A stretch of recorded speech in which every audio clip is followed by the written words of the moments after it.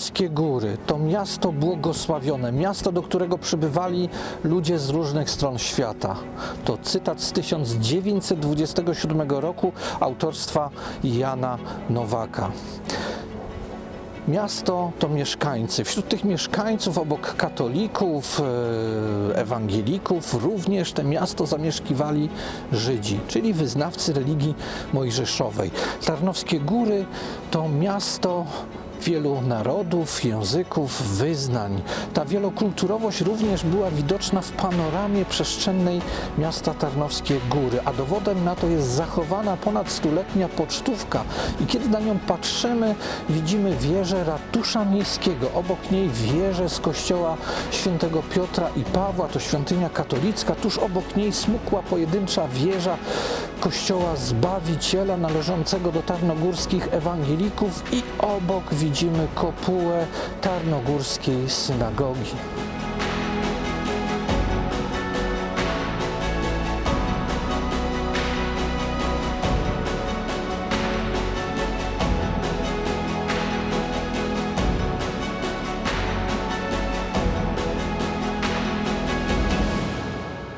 Jesteśmy w miejscu, gdzie stała tarnogórska synagoga.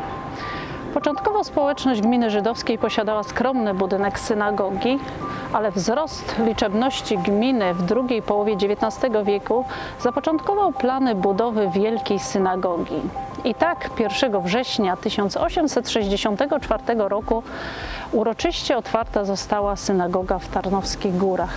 Obiekt w stylu mauretańskim przepięknie nawiązywał do architektury Orientu i korzeni judaizmu. Dorównywał swym pięknem wielkim synagogom z środkowoeuropejskich metropolii. Przetrwał jednak zaledwie 75 lat. Z początkiem II wojny światowej obiekt został podpalony, następnie całkowicie zburzony, by wreszcie zniknąć nie tylko z mapy miasta, ale z świadomości tarnogórzan. Dziś dziedzictwo żydowskie w Tarnowskich Górach jest nadal pielęgnowane, a jej wyrazem jest wzniesiony na placu synagogi pomnik. Dziś wracamy pamięcią do mieszkańców gminy żydowskiej, a prace archeologiczne, które w tym miejscu odbyły się w 2021 roku, pozwoliły odkryć nowe fakty o samej synagodze i jej wyposażeniu, a także mieszkańcach wyznania mojżeszowego.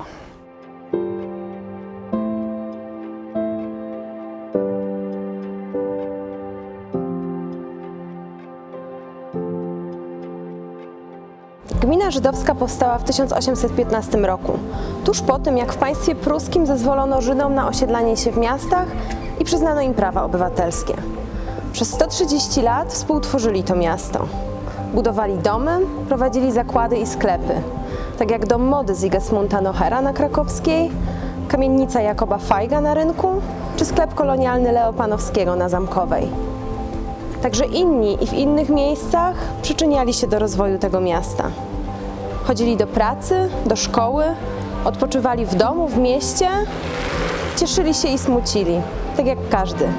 Stanowili do 10% ogółu ludności miasta i w większości była to grupa zasymilowana, szanowana i lojalna względem państwa pruskiego, a później niemieckiego.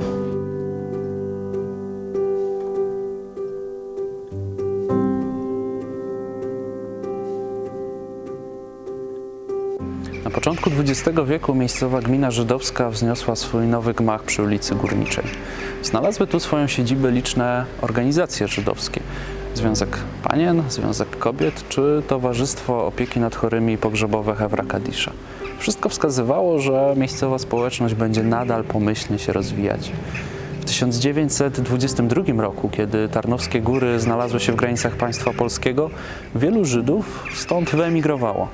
Częściowo zostali zastąpieni wprawdzie przez Żydów polskich, natomiast w 1939 roku w mieście mieszkało zaledwie 113 osób wyznania mojżeszowego. Wiele z nich, a także wiele z tych osób, które wcześniej związane były z Tarnowskimi Górami, były ofiarami Holokaustu.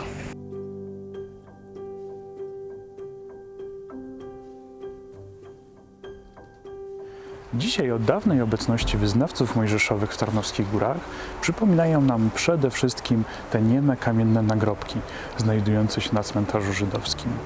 Obecnie to miejsce na przedmieściach miasta to enklawa spokoju i zieleni. Cmentarz powstał w 1822 roku jako miejsce pochówków Żydów z Tarnowskich Gór oraz wielu okolicznych miejscowości. To tutaj, wędrując, można odnaleźć wiele znaczących nazwisk, ale również i tych, o których dawno już zapomnieliśmy. Na macewach widnieją inskrypcje w języku hebrajskim, niemieckim, a również kilka w polskim. To tutaj znajduje się najstarsza macewa na grobie Markusa Runkla. Znajdują się również groby Benów, Konów, Panowskich, poległego podczas I wojny światowej Maxa Scheffera oraz młodo zmarłego rabina Lewiego Emrisia. Znajdują się tutaj również groby powojenne, ewangelickie. Żydzi po II wojnie światowej nie stworzyli w mieście zorganizowanej grupy wyznaniowej.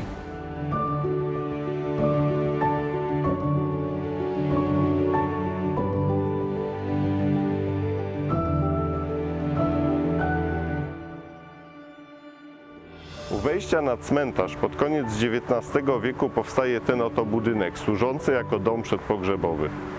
W głównej sali odbywały się ceremonie pogrzebowe.